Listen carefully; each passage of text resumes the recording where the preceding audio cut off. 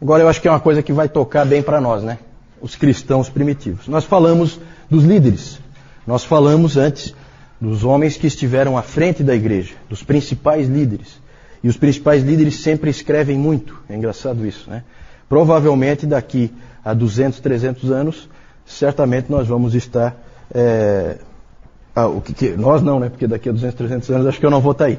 Mas a igreja vai estar falando de homens que defendem a fé hoje, como o John MacArthur, né? Vai estar falando, com certeza. São líderes reconhecidos mundialmente e que escrevem muito. Certo? Então é isso que acontece. Não, sabe, gente, não é diferente. A gente às vezes tem uma noção assim de que nós somos muito diferentes daquelas pessoas de 2000 anos atrás. Não é diferente, nós somos iguais. Iguais. A gente é só mais acomodado, as coisas são mais fáceis para nós. Só isso. Mas a nossa forma de pensar, as nossas atitudes, é tudo a mesma coisa, não é diferente. As coisas sempre se repetem, os líderes vão escrever sim, eles vão mandar cópias dos livros para os outros, eles vão ser reconhecidos, eles vão ser avaliados, vai haver crítica, é sempre a mesma coisa. Nunca se iluda com esse tipo de pensamento de que, não, naquela época eram diferentes e tal, né?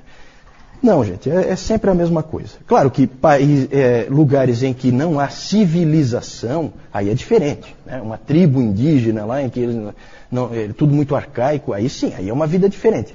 Mas aí é Império Romano. Império Romano. Boa parte dos gênios da humanidade estavam ali. Então a gente não pode se iludir quanto a isso. Vamos falar dos cristãos primitivos. Vamos começar, pode passar aí. Vamos começar falando da igreja. A igreja. Como é que era a vida de adoração? Como é que era o culto? Como é que funcionava tudo isso naquela época? Nós temos fontes para a gente saber como que era. Nós temos o Didaquê. Nós temos um livro de Hipólito. Hipólito era um presbítero de Roma. Bem encrenqueirinho ele. Mas ele escreveu um livro interessante, A Tradição Apostólica, que fala muito sobre como a igreja funcionava. A primeira apologia de Justino Mártir também fala. E as próprias cartas de Plínio, o governador da Bitínia, para o imperador Trajano. Porque aí o Plínio dizia como que funcionava. Eles são assim, eles fazem assim. Tudo isso aí são fontes para que a gente saiba como que a coisa funcionava naquela época. O povo de Deus reunia-se fielmente no dia do Senhor. Isso aí não dá para marcar quando começou a ideia do dia do Senhor. Isso aí sempre existiu na igreja, o dia do Senhor. E naquele tempo os presbíteros diziam assim para a congregação, eles acreditavam firmemente em Hebreus 10, 25. O que diz lá em Hebreus 10, 25? Vamos lá? Exatamente. Né? Não deixando de congregar-vos como é costume de alguns, eles criam nisso firmemente. E os presbíteros diziam assim, quando você não vinha ao culto no dia do Senhor, você estava rasgando e despedaçando o corpo de Cristo. Os caras eram duros. Então era a expressão que eles usavam. Há escritos que indicam que em muitas congregações havia culto, não só no dia do Senhor, mas também em vários dias durante a semana. Tem alguns lugares o culto era todos os dias. Todos os dias. Mas o dia do Senhor era o principal. Também, já desde o início, a gente vê no livro do Hipólito, que foi presbítero em Roma no século III, a gente vê que desde o início já havia a ideia do tempo devocional, né, em que você sozinho orava a Deus, lia as Escrituras. A ideia, isso aí aparece, deixa eu ler para vocês um trechinho aqui. Diz assim, isso é do livro do Hipólito, que todo homem cristão e mulher cristã, quando acordar de manhã, e antes de fazer qualquer trabalho, lave suas mãos e ore a Deus, e só então vá ao seu trabalho. Mas se houver instrução na palavra de Deus, se em algum lugar estiver havendo pregação, mas se houver instrução na palavra de Deus, todos devem preferir ir àquele lugar, reconhecendo em seu coração que é Deus que eles estão ouvindo no instrutor. Então já há a ideia de que a pregação era uma forma que Deus usava para falar com o seu povo.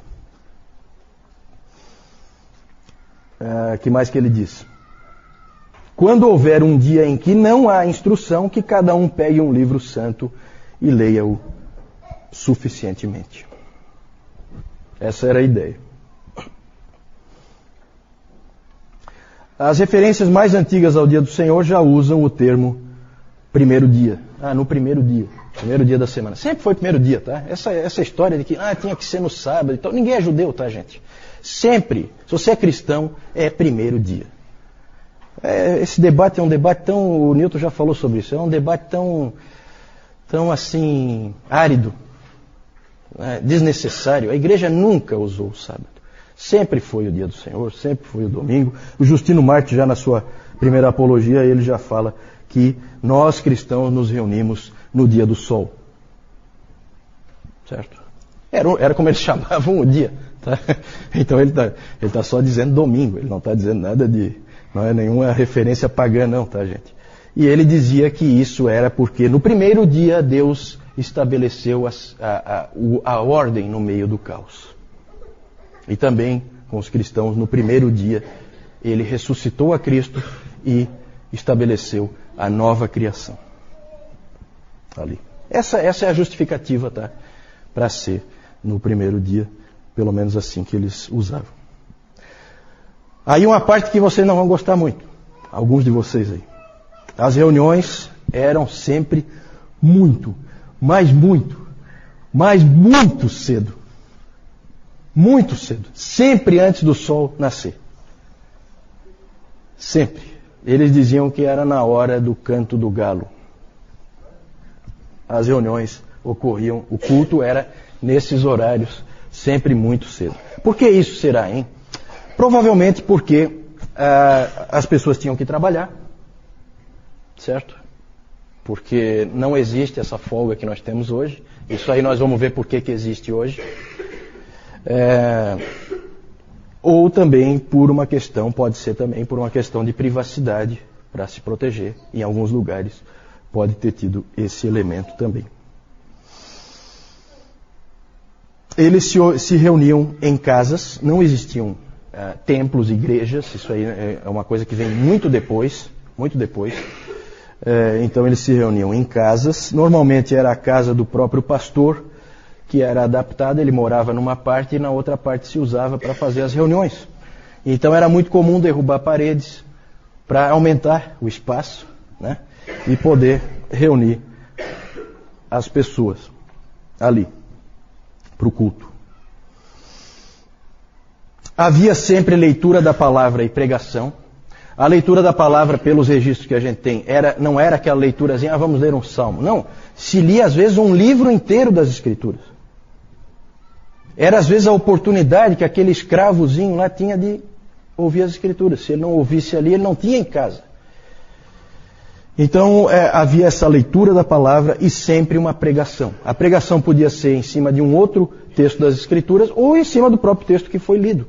Vinha então o presbítero e explicava aquilo, esmiuçava. Como é hoje? Não tem diferença nenhuma. É a mesma coisa, tá? A pregação sempre existiu. Havia oração também. E a oração, quase com certeza, pelos registros que a gente tem, era de pé. As pessoas oravam em pé. Ainda hoje na Igreja Livre da Escócia ainda é assim, né? É interessante que eles ficam de pé para orar e eles sentam para cantar.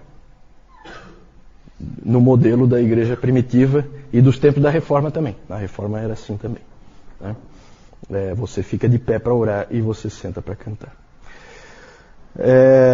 A oração normalmente era feita por algum dos líderes, algum dos presbíteros ou um diácono, e ele elevava a voz em oração extemporânea, e também era usado aquelas orações mais responsivas, né?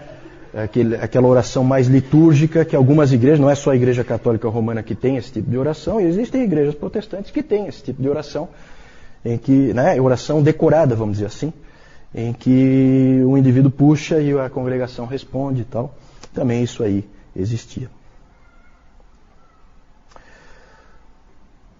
Boa parte das descrições que nós dispomos, elas não mencionam cânticos, mas também muitas outras mencionam cânticos, certo? É quase certo que todas as igrejas cantavam salmos e depois, mais tarde, hinos. A ceia do Senhor era celebrada todo domingo. Todo domingo. E sempre só participava da ceia do Senhor quem? Os batizados. Isso mesmo, dona Carlota. Os batizados. Os batizados participavam da ceia. Os catecúmenos, os que ainda não eram batizados, e os visitantes eram dispensados. Eles nem ficavam no local em que a ceia era celebrada. Nós vamos ver que os sacramentos eles tinham uma importância muito grande para a igreja primitiva. E aí, já que falamos dos batizados, começa a acontecer, segundo século e terceiro século, começa a acontecer um fenômeno estranho. O batismo começa a ser cada vez mais adiado. Cada vez as pessoas são batizadas mais tarde. Essa questão do batismo, isso é uma confusão, por isso que eu pus ali, é um problema sério. Porque começou a crescer uma estranha visão de que o batismo lavava os pecados. Olha só como é que as coisas começam a aparecer, as distorções doutrinárias. Então começou a aparecer essa ideia de que o batismo lava o pecado. E aí, era uma coisa muito grave voltar a pecar depois de ser batizado. Porque o batismo só podia ser um. Não podia ter 2 batismos. Então eles começaram a adiar o batismo para que não houvesse o risco do indivíduo pecar e aí não ter mais como lavar o pecado. Interessante, né? Uma coisa esquisita isso aí. E essa prática antibíblica aí, ela foi ganhando força em várias igrejas. E com isso passou a levar muito tempo para o batismo. Havia muita instrução e preparação para os catecúmenos. Os catecúmenos passavam realmente por Eles eram cobrados, eles eram exigidos, eles eram provados.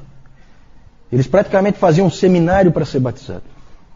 Para vocês terem uma ideia do tempo, podia ser 3 anos. O tempo em que você ficava sendo treinado, estudando, aprendendo com os mestres. Eles iam, ensinavam, percebiam em você se você estava crescendo, se não estava crescendo, se você era fiel, se você não era fiel. Eles te cobravam. Os catecúmenos podiam usar o título de cristãos, eles podiam dizer para os outros, eu sou cristão. Lembram da Perpétua e da Felicidade? Elas eram catecúmenas, elas não eram ainda, elas eram cristãs, portanto, mas elas ainda não eram dos fiéis. O grupo dos fiéis é o grupo dos batizados, é o grupo dos que podem ficar na hora da ceia. Então o título de fiel eles ainda não podiam usar. De qualquer maneira, a igreja passou a ser muito cuidadosa com o batismo. No final da preparação do catecúmeno, era comum ele ter que fazer uma série de vigílias. Sabe o que é vigília, né? Vocês sabem o que é vigília? Vocês sabem? É ficar a noite inteira acordado, orando, né? Isso é uma vigília. Orando, lendo a palavra. Então eles tinham que fazer vigílias, eles tinham que fazer jejuns. Eles eram exigidos. Para você se tornar cristão não era fácil. Não era fácil. É claro que a qualidade dos indivíduos que você acaba tendo lá no fim da linha é de primeira. São os indivíduos que vão morrer lá na espada e não vão voltar para trás. É o mártir lá, os soldados de Sebaste, que vão entrar na água e vão congelar até a morte, mas não vão sair. Certo? Então isso acabou tendo um efeito de fortalecimento da igreja. Agora é claro que a pergunta é a seguinte, é bíblico? Né? Esse aí é outro aspecto. Só que chama atenção, né, gente? Eu não sei, para mim pelo menos chama atenção a importância que era dada para a ceia. A ceia era resguardada como um tesouro, em que poucos tinham acesso, poucos podiam entrar, não era para qualquer um. Então havia uma importância muito grande para aquele momento. O catecúmeno antevia aquele momento. Passou a ser comum fazer os batismos sempre no domingo de Páscoa, O domingo de Páscoa passou a ser a primeira data importante para o cristianismo, além do Dia do Senhor. Inclusive depois a questão da marcação da Páscoa virou um problema sério. Eu não vou entrar em detalhes, mas aí virou uma confusão a questão da marcação da data da Páscoa. O sentido do batismo, gente, não era claro. Como eu disse, estava ligado à remissão de pecados. E a própria ideia do pecado original, ela veio do batismo em vez do contrário. Em vez do batismo vir da ideia do pecado original. Então era uma coisa assim estranha. Era mais ou menos assim. Existia o batismo e ele tinha que significar alguma coisa. E ninguém sabia o quê. Então encaixaram um significado nele que não é o bíblico, né? O Didaquê ensinava que só podia haver um batismo. Então começaram esses outros livros a influenciar. Até hoje, todo mundo crê que só pode ter um batismo, né? A não ser que algum seja considerado inválido. É comum nas igrejas batistas uma pessoa que era católica e foi batizada, né, católico não praticante, não sei o que e tal, foi batizada criança, é comum ela se batizar novamente, certo? Mas só porque considera inválido aquele primeiro, pela fé que ela tem. Mas ficou. O Didaquê disse que é um batismo só e ficou. E é isso aí, é verdade. E passou a ser um problema sério a questão dos pecados que são cometidos depois do batismo. Nós vamos ver os tipos de problemas que isso aí gerou mais para frente. Sabe? Tudo tem uma explicação histórica. Nada é isolado. Tudo tem uma razão de ser. O modo do batismo.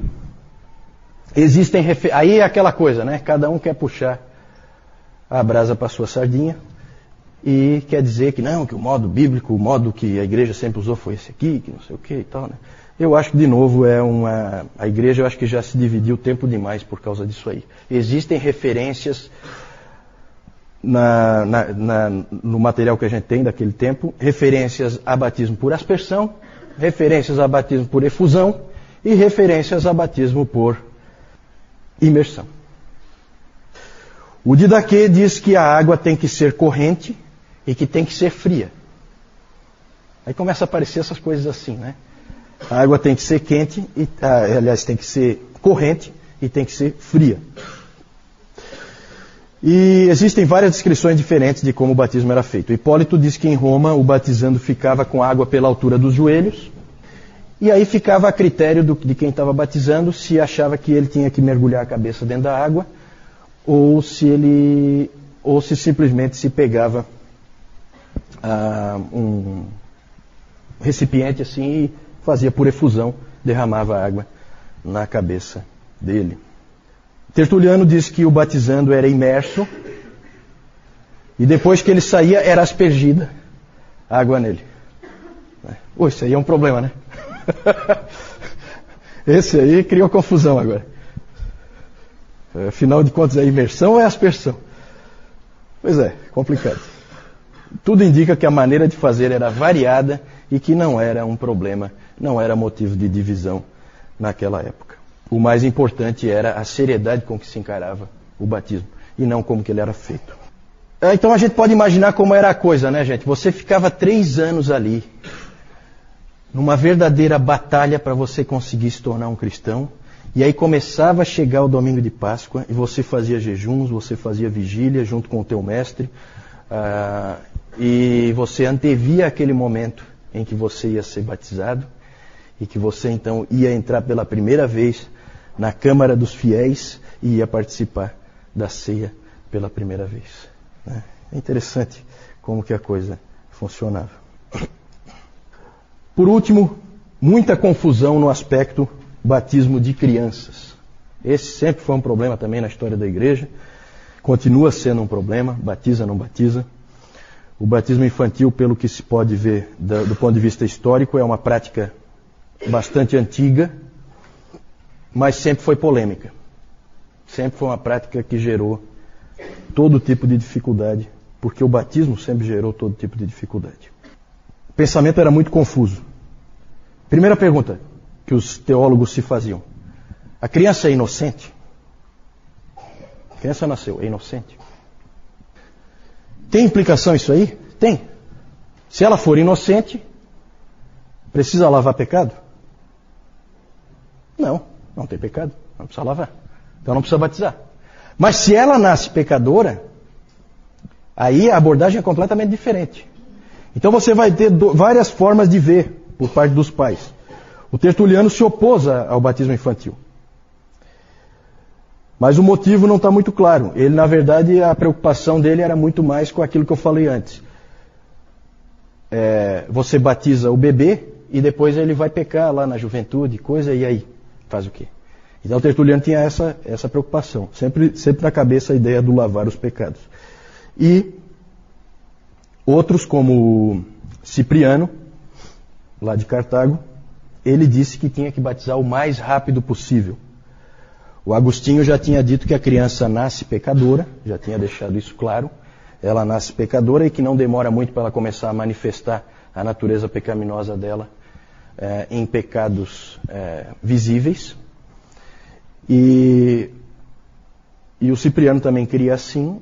Então ele dizia que não era nem para esperar aqueles 8 dias. O Cipriano dizia que não era nem para esperar aqueles 8 dias, que alguns estavam esperando, por causa da semelhança que eles faziam com a circuncisão. Alguns esperavam 8 dias e daí batizavam. Aí ele disse, não espera nem isso aí. Batiza o quanto antes, porque se morrer... Inclusive o Cipriano dizia que a criança chora quando ela nasce.